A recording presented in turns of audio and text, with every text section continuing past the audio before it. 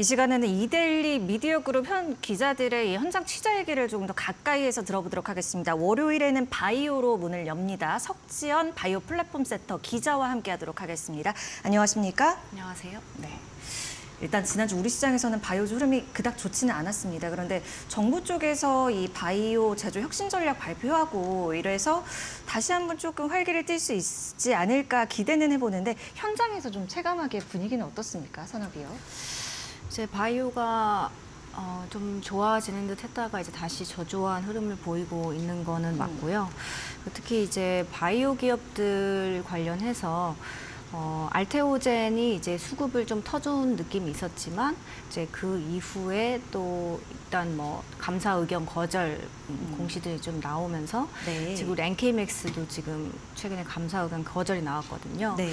그래서 이제 소액주주들이 이제 좀 피해를 보는 상황이어가지고 네, 그렇게 좋지는 네. 않은 것 같습니다. 그런 이슈들을 좀 살펴보고 있군요. 자, 그러면 오늘 다뤄볼 게 진원생명과학입니다. 코스피 상장사인데 최근에 좀 유상증자를 위한 증권 신고서를 결국에 철회했다는 소식이 들렸거든요. 그런데 이게 보니까 금융감독원으로부터 4번이나 정정 요구를 받았다고 해요. 근데 이게 흔한 일인가요? 4번 정정 요구는 사실 상당히 이례적이라고 볼 수 그렇죠. 있겠습니다. 네. 그래서 이제 핵심 사업에 대한 투자 계획도 조금 지연이 되고 있는 것 같아서 네. 관련한 내용을 제가 좀 네. 이제 기사로 썼었고 이제 오늘 이제 말씀을 드리려고 합니다. 네. 진원생명과학은 지난해 5월부터 이제 유상증자 계획을 추진을 했었지만 결국 철회했습니다. 지난주 수요일에 철회 신고서를 제출했는데요. 회사는 유상증자가 장기간 지연되면서 기존 주주랑 신규 투자자들 혼란을 줄 수 있다. 그래서 이제 철회했다 이렇게 밝혔습니다. 실제로 지난해 5월에 처음 제출한 거니까 거의 1년 가까이 이 유상증자가 지연이 된 겁니다. 예. 2023년 5월 16일에 처음으로 이제 증권 신고서를 제출을 했는데요. 818억 원 규모 유상증자 그리고 한 주당 0.2주의 무상증자를 진행하겠다고 밝혔었습니다. 이후 유증 규모가 줄어서 최근자로는 667억 원까지 축소가 됐습니다. 첫 증권 신고서를 제출한 이후에 각각 5월 30, 6월 22일, 8월 29일, 올해 1월 3일까지 4차례에 걸쳐서 금감원으로부터 정정신고서 제출을 요구받았다고 공시를 했습니다. 이게 결국에 지금 증자 못하게 됐으니까 자금 조달 못하면 다행히 사업 이런 투자 부분도 차질이 생길 것 같거든요. 그런가요? 네, 그렇습니다. 네, 회사는 미국에 있는 100% 자회사 VGXI라는 이 회사를 통해서 유전자 치료제 원료가 되는 플라스미드 DNA를 이제 생산하는 공장을 미국에 보유를 하고 있습니다. 유전자 치료제를 개발하는 곳에서 주문을 받아서 이 대신 생산해주는 위탁 생산, 이른바 CMO 공장을 가지고 있었는데요. 원래 진원생명과학은 이 공장과 설비에 상당히 많은 투자를 해왔습니다. 그런데 올해는 증설 계획을 아직 확정하지 못했다고 합니다. 회사에 물어봤더니 진원생명과학은 올해 신규 1공장에 대한 증설 계획은 현재로선 미정이고 미국의 신규 2공장 확장 계획도 올해는 어려울 거다 이렇게 판단을 하고 있다고 합니다. 네. 유상증자를 통한 자금 조달이 일정이 너무 지연됐고 또 예상보다 또 좀 저조한 수주 성과 탓으로 풀이가 좀 되고 있습니다. 원래 회사는 신규 1공장을 가지고 있었는데 여기서 3,000리터 규모의 설비가 있었거든요. 예. 그래서 이 3,000리터 규모가 이제 가동률이 좀 높으면 2022년 말까지 4,500리터를 추가 설치하겠다 이렇게 밝혔었거든요. 하지만 이 3,000리터에 대한 예상보다 저조한 가동률로 인해서 4,500리터에 대한 설치 시기를 아직 잡지 못하고 있습니다. 실제로 이제 진원생명과학한테 물어보니까 지난해 3분기 기준에 1공장 가동률이 25% 수준이라고 합니다.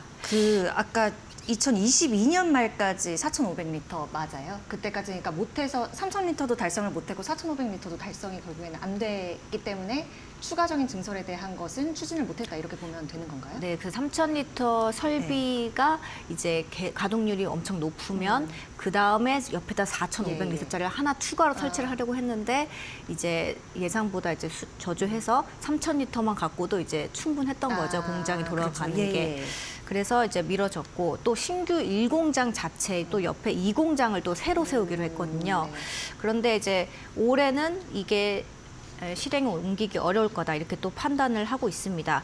원래 이제 VGXI가 CMO 공장 전체를 위해서 계약한 부지 규모가 약 8만 8천 제곱미터였는데 신규 1공장 면적은 한 1만 3천 제곱미터 정도를 차지하거든요. 네. 그러니까 이 공장을 이제 세워야 할 부지는 아주 이제 많은 상황인 거죠. 네, 그렇습니다. 제가 궁금한 게 많아서 많이 여쭤보고 있어요. 근데 이게 지금 자금 조달 지원도 좀 문제인데 진원생명과학 공장의 잠재적인 고객들 그러니까 바이오업체들이 네. 전체적으로 좀 네. 수주를 활발히 못 넣을 그런 네. 분위기도 영향을 주고 있는 것 같아요. 맞습니다. 네, 공장 투자에 대해서 이제 진원생명과학이 이렇게 속도 조절에 나선 거는 네. 잠재 고객사들의 자금 조달이 좀 어려운 상황도 한몫하는 것으로 알려집니다. 진원생명과학 관계자한테 얘기를 들어보니까 VGXI 같은 경우는 미국의 좀 중소형 바이오텍들 비중이 좀 높다. 이들이 연구 개발 자금을 조달하고 이 VGXI한테 발주를 해야 되는데 그들의 자금 조달 상황이 어렵기 때문에 이 유동성이 줄어들어서 우리 공장도 이렇게 주문이 좀 저조한 상태인 것 같다라고 했습니다. 이제 앞서 증권가에서 예측한 걸로는 이 CMO 공장에 대한 기대가 상당히 컸습니다. 신규 1공장이 증설을 모두 마치고 풀가동을 하는 시기가 올해라고 내다봤고 예. 연간 1조 원 규모 매출이 가능할 거다. 이렇게 예측을 했었거든요. 하지만 이 매출 달성 시기가 좀 지연이 되니까 그 진원생명과학이 이제 모회사, VGXI 모회사인데 이 진원생명과학의 재무 구조도 악화가 됐습니다. 지난해 영업 손실 484억 원으로 역대 최대 규모고 19년 연속 영업 적자를 기록을 하고 있습니다. 이 부족한 운영 자금은 자본시장을 통해서 조달을 하고 있습니다. VGXI는 지난해 3분기 기준 완전 자본 잠식에 돌입을 했습니다. 진원생명과학은 약 97억 원 전액을 이 투자금을 전액 손상 차손으로 인식을 했습니다. 2023년 사업보고서를 보니까 진원생명과학의 VGXI 대여금이 한 1,358억 원 정도로 나타났습니다. 일단 뭐 철회되기는 했지만 회사가 잘 될 때야 뭐 유중이고 무중이고 통해서 자금 조달하는 게 회사 입장에선 부담이 아닌데 이런 경우에는 뭐 주주들 입장에서도 이게 뭔가 이렇게 생각할 수도 있는 부분일 거라고 저는 생각이 들거든요. 그래서 이제 어쨌든 회사 입장에서는 하루라도 빨리 실적 개선에 대한 그런 성과를 보여줘야 할 시기인 것 같습니다. 이게 영업 손실이 19년째 이어지고 있다고 하는데 앞으로 그럼 회사가 어떻게 해 나가야 될지 뭐 이런 계획을 밝힌 게 좀 있나요? 네, 입장을 좀 들어봤는데 이제 진원생명과학은 이 CMO 공장이 회사의 미래다 이렇게 확신을 하고 있습니다. 올해 그래서 공격적으로 영업을 펼치고 있다 이렇게 강조를 했습니다. 그리고 유전자 치료제 시장에 대한 성장성이 이것이 이제 확신을 갖고 있는 만큼 꾸준히 키워나가겠다 이런 계획입니다. 회사 관계자 멘트를 그대로 말씀드리면 네. 신규 1공장 완공 후에 예상보다 이 생산 설비를 검증하는 과정이 늦어져서 그렇다. 현재는 수주를 위한 공격적인 영업 중이다라고 밝혔습니다. 네. 주주들 성도가 좀 높은 종목으로 알고 있는데 지금 회사 쪽에서 얘기를 한 것처럼 이번에는 올해는 좀 가시적인 성과들이 좀 나왔으면 좋겠다 이런 생각이 좀 들기도 합니다. 네. 우리 좀 다음 이슈 짚어보도록 할게요. 지난달 말 이제 뭐 주주총회 계속 이어졌죠. 네. 바이오 업체들도. 근데 일부 바이오 기업들이 주주총회에서 일부 주주의 의결권을 좀 과도하게 네. 제한했다. 이런 얘기 들리더라고요. 예, 맞습니다. 지난달 말에 셀리버리랑 CTC 바이오 등 일부 바이오 기업이 정기 주주총회에서 감행한 의결권 제한으로 지금 법적 분쟁까지 이어질 것으로 관측이 되고 있습니다. 자, 첫 번째 사례가 이제 셀리버리인데요. 지난달 29일 오전 9시에 원래 시작인데 오후 5시 59분에야 시작을 했습니다. 해당 주총에서 일부 안건은 가결됐고 일부는 부결됐는데요. 이날 셀리버리 측은 이 회사가 보유한 위임장과 주식수를 공개하지 않았고요. 주주연대가 제시한 그 교차 검수 제안도 받아들이지 않았습니다. 이 셀리버리는 소액주주 연대 플랫폼 액트를 통해서 이 소액주주들이 확보한 이 이임장이 있는데 이 의결권을 집계할 때 이것을 액트 거를 산정을 하지 않았다고 합니다. 셀리버리 주주연대 측은 최근까지 27.83%의 지분을 모은 걸로 알려졌습니다. 바이오업계에서는 이 액트 지분권을 인정하지 않은 것을 두고 좀 상당히 황당하다 이런 반응이 나왔습니다.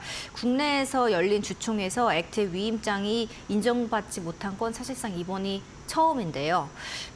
지난달 28일 열린 한미사이언스 주주총회에서도 이 액트를 통해서 확보된 이 소액주주의 의결권이 경영권 분쟁의 승패를 가르기도 했죠. 그래서 이제 이런 사례와 좀 비교되면서 더 이제 소액주주들의 불만이 상당했습니다. 그러니까 회사 쪽에서는 이 의결권 집계할 때 산정하지 않은 이유를 뭐라고 이야기를 하고 있는 건가요? 의결권, 그 액트 측의 의결권은 그냥 받아들일 수 없다라고 이제 주장을 한 걸로 제가 알고 네. 있고요. 총 소액주주의 의결권 중에서 5.68%만 인정이 됐을 걸로 주주연대 측은 추정을 하고 있습니다. 이 지분은 지난해 9월에 주주연대가 55명의 지분을 이제 공동 보유 약정을 체결했다라고 공시를 한 그 지분율이 예. 5.68%인데 그러니까 회사는 아마도 그 5% 그 공시된 그 지분율만 인정을 하겠다라는 것 같습니다. 이에 대해서 셀리버리 주주연대 대표는 이제 법적 분쟁을 이어가겠다라고 예고를 했습니다. 셀리버리가 이 5% 룰 위반을 이제 실제로 주장을 하면 주주연대 측에 불리할 수 있다는 주장도 좀 나옵니다. 5% 룰은 그 자본시장법상 주식의 대량 보유 보고 의무에 관한 규정인데요. 발행 주식 5% 이상 보유한 주주는 이걸 반드시 공시해야 한다는 내용입니다. 그런데 이를 위반하면 의결권 행사가 제한될 수 있습니다. 주주연대가 첫 지분 공시 이후에 1% 이상의 이 지분 변동이 있었는데 이를 공시하지 않았으면 진짜로 5%룰 위반에 걸릴 수 있거든요.